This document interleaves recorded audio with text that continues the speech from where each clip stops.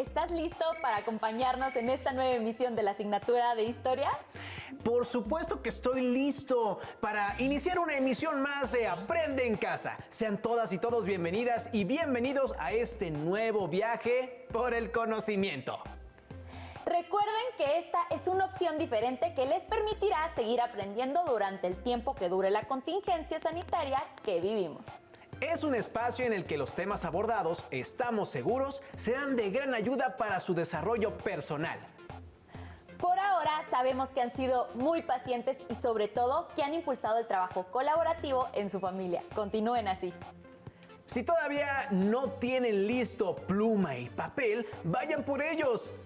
Y no olviden la carpeta de experiencias, les será de mucha ayuda.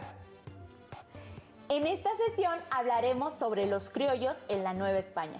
¿Sabías que la sociedad novohispana era un crisol de culturas, gente y costumbres traídas de prácticamente todo el mundo? Sí, y también que en aquella época la sociedad estuvo dividida de manera muy desigual. Mientras unos pocos acumulaban grandes cantidades de oro y plata, la gran mayoría vivía en la pobreza. Los más favorecidos fueron los españoles, también conocidos como peninsulares porque venían precisamente de la península ibérica. De hecho, el historiador mexicano Luis González y González expresó que en el siglo de las luces, el siglo XVIII, México creció y mejoró para una minoría, para los nacidos en España y algunos de sus descendientes. Considera que, fuera de ellos, los demás empeoraron o se quedaron como estaban, adscritos de por vida a las haciendas y comunas, maltratados en los obrajes, esclavizados en minas e ingenios, sin pizca de libertad, sin fortuna, sin letras. Pues en el año de 1803, un joven alemán llamado Alexander von Humboldt visitó nuestro actual territorio nacional y dijo en aquel entonces: México es el país de la desigualdad. Existe una desigualdad tremenda en la distribución de la riqueza y de la cultura. Y el obispo de Valladolid decía que había dos grupos, los que nada tienen y los que lo tienen todo. Los más favorecidos por la corona española fueron precisamente los españoles peninsulares. Y con las reformas borbónicas, su situación de privilegio se fortaleció, lo que provocó el enojo de los criollos. Pero, ¿quiénes eran los criollos? ¿Cuál era su identidad? ¿Qué les parece si para responder estas preguntas vemos el siguiente video? Adelante. Aunque en muchos sentidos las reformas borbónicas impulsaron la economía de las colonias, también fueron motivo de molestia e inconformidad para algunos grupos de la sociedad novohispana que fueron golpeados con su implementación. Los criollos en la Nueva España son oficialmente los descendientes de españoles nacidos en la Nueva España, dentro de una sociedad llamada de castas, en donde el pináculo, la parte más alta de la sociedad, debían ocuparla los españoles, ¿no? En una población novohispana calculada para principios del siglo XIX, de 6 millones de individuos, se calculaba que los criollos eran aproximadamente 1 millón. Debían legalmente tener todos los privilegios de los españoles peninsulares. Por un lado, debían de estar legalmente en la cima de la sociedad con los españoles peninsulares, pero es un grupo humano complejo que en realidad ocupa todos los puestos, desde casi los más altos hasta casi los más bajos en la sociedad. A lo largo del siglo XVIII, prominentes criollos se dedicaron a promover el conocimiento de las obras escritas por personas de la Nueva España, de recuperar la importancia de lo prehispánico, de enlazar en una narrativa continua las grandezas de lo prehispánico con los logros de la Nueva España. Trataron de mostrar cómo había una vida cultural compleja, multifacética, de grandes enlaces con lo que estaba sucediendo en Europa, los conocimientos. Las crónicas novohispanas hacen referencia a la forma en que los españoles, cuando llegaban a estas tierras, cambiaban su manera de ser, pues tejían lazos sociales muy fuertes. Igualmente refieren que con el paso de los años, muchos pobladores que descendían de los españoles también tuvieron entre sus antepasados a un indígena, con lo cual los nietos de españoles desarrollaron un sentimiento criollo, cuya identidad era muy distinta a la de los que llegaban de Europa. El historiador Bernardo García Martínez nos dice que la Nueva España se había conducido durante el siglo XVII con una considerable dosis de autonomía y que había logrado que buena parte de la riqueza que generaba permaneciera en suelo americano, que las acciones e intenciones de la corona auguraban cambios sustanciales y un reclamo de esa riqueza. También afirma que es comprensible que algunos historiadores hayan definido estos años de mediados del siglo XVIII como aquellos en los que el gobierno ilustrado, desde su perspectiva, pondría fin a los tiempos de la impotencia para dar principio a los tiempos de la autoridad. Los nuevos tiempos de autoridad consistieron en regresar la totalidad de los altos cargos a los españoles peninsulares. ¿Por qué fue así? Veamos el siguiente video. La sociedad novohispana estaba organizada en un sistema jerárquico propio de las monarquías absolutas, donde las personas tenían privilegios y obligaciones determinados por su origen de nacimiento, es decir, por la pureza de su sangre. En la cúspide del sistema estamental se ubicaban los peninsulares, por debajo los criollos, seguían los indios y a estos los negros. En el último peldaño estaban los mestizos a quienes se les dividía por castas. Estas eran un grupo heterogéneo producto de la mezcla entre individuos de diferente origen étnico, por lo que eran discriminados por todos los grupos sociales novohispanos. Los criollos en la Nueva España podríamos pensar que son como correas, por un lado, correas de mando, ¿no? Que son una manera humana de transmitir valores, de transmitir costumbres. Si lo vemos en términos no solo políticos, sino humanos, pues ellos se extendían desde los llamados pueblos de indios por un lado hasta la corte virreinal de la Ciudad de México por el otro lado. Se extendían desde pequeñas tiendas de comercio, de ciudades mineras hasta los grandes comercios de la Ciudad de México. Entonces, en ese sentido, los criollos españolizaban a México y mexicanizaban lo español. Eran una capa que se presumía, aunque quizá nos pueda parecer extraño hoy, se presumían de descendientes culturales de los indígenas prehispánicos, que ellos fundan una idea de una nación plural, con españoles, con indígenas, con castas. De hecho, lo que hoy llamamos el grupo de los criollos, pues estaba no solo abierto a la inclusión de españoles peninsulares como un paterfamilias, sino por el otro lado estaba, de hecho, en la práctica, abierto el grupo de los criollos a los mestizos. La expulsión de los jesuitas de Nueva España afectó profundamente a los pueblos de indios relacionados con ellos. Por ejemplo, en las misiones jesuitas del norte o de la Sierra Gorda de Querétaro, los frailes ofrecían diversos oficios a los indígenas. Además, las misiones se constituían en el centro en torno al cual giraba la vida de las comunidades. Las misiones cohesionaban a los pueblos y les ayudaban a formar un frente común para defenderse de posibles invasores. Con la expulsión de los jesuitas, el frente común se perdió. En otras regiones, las reformas borbónicas impulsaron el reparto de las tierras comunales en pequeñas parcelas para las familias. Esto fomentó la propiedad privada y la compra-venta de la tierra. La consecuencia de este proceso fue que muchos indígenas perdieron sus tierras y se vieron obligados a trabajar en el campo, los obrajes y las minas.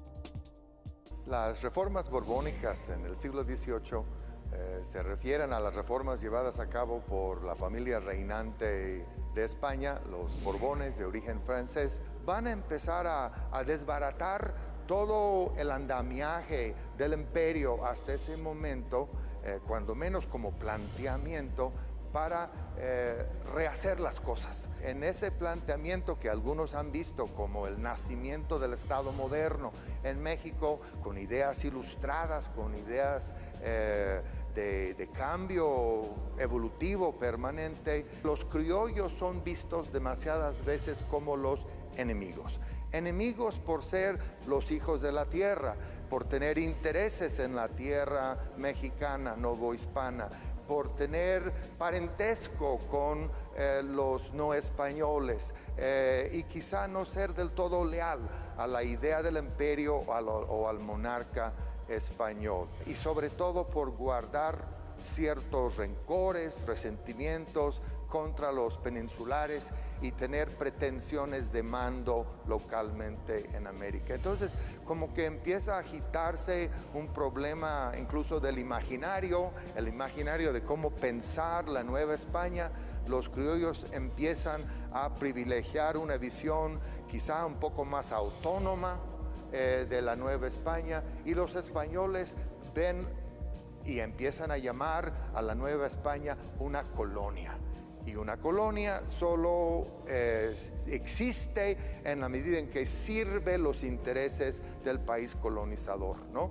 Y esto es un tabú para los criollos, que tienen muy metido el concepto de que la Nueva España es un reino con todos los derechos de los reinos de la vieja España. Cuando se realiza la visita de José de Gálvez entre 1765 y 1771, una visita de inspección representando la programación borbónica de los cambios para la Nueva España, rápidamente Gálvez decide que los criollos tienen que ser subordinados, ¿no?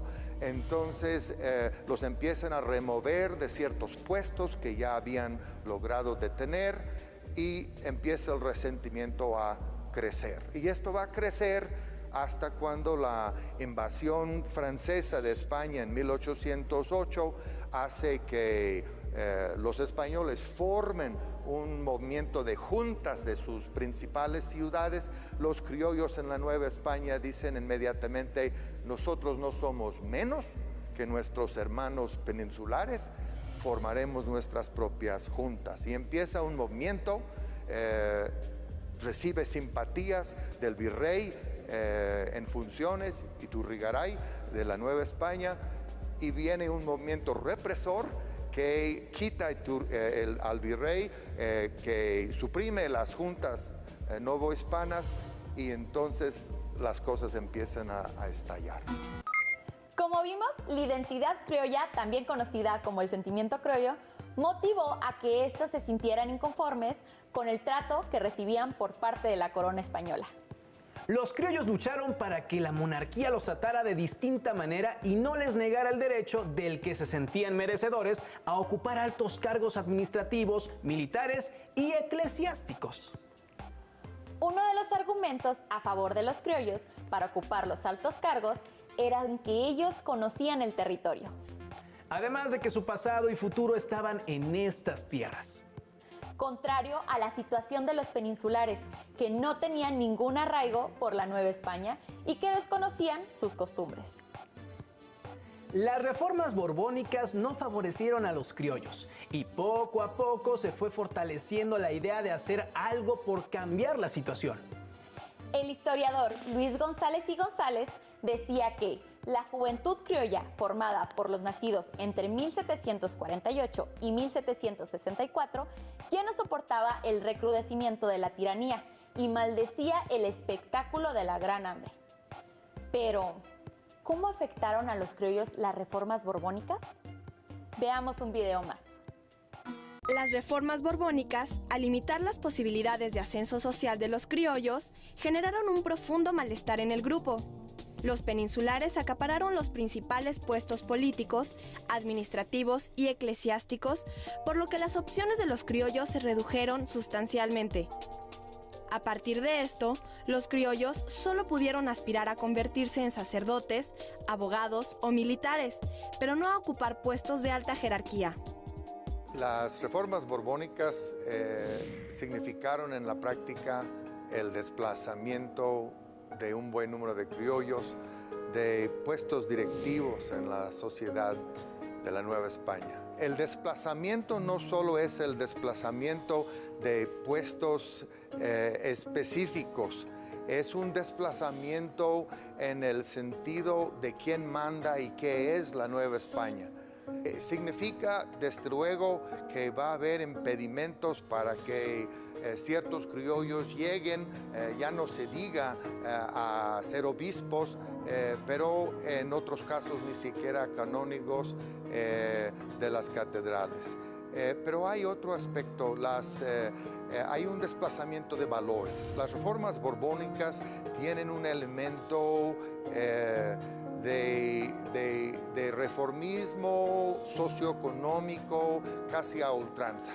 Hay que hacer que la Nueva España produzca más que nunca y hay que lograr que las personas hagan y se coloquen en los lugares necesarios para que se produzca mejor y se produzca como el gobierno español quiere. Esto empieza a romper ciertos tejidos en el sentido de la integración, digamos, de la Nueva España. Y los sacerdotes empiezan a quejarse de que son desplazados, son echados a un lado, ya no son consultados, empiezan a quejarse de que han tomado una actitud mucho más agresiva los funcionarios peninsulares españoles a nivel local. Algunos han hablado de una secularización de la política en la época de las reformas borbónicas. Y entonces pues son justamente estos curas de pueblo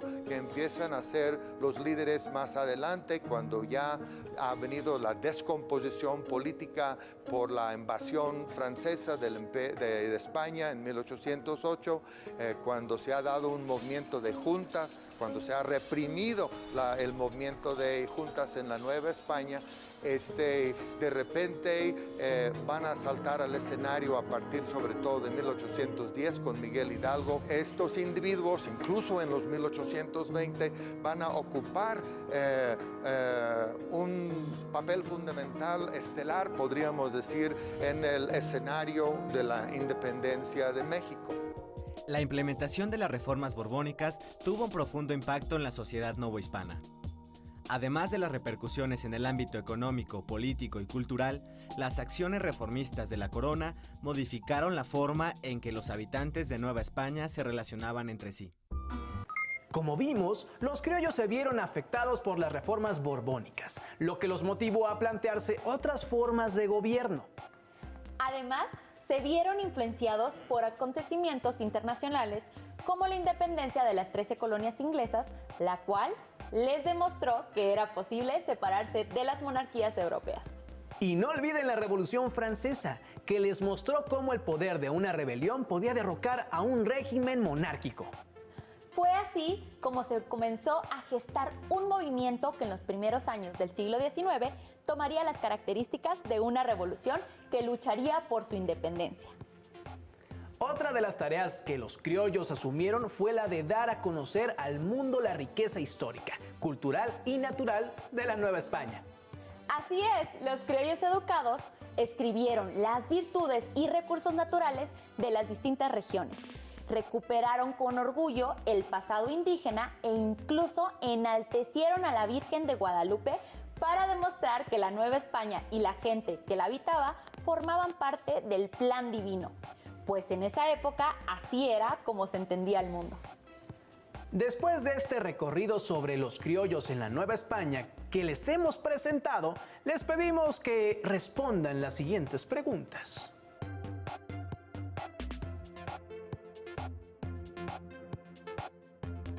¿Quiénes eran los criollos?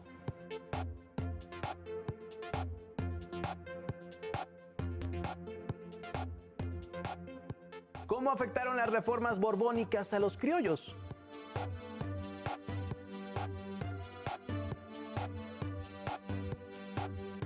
¿Qué fue el sentimiento criollo?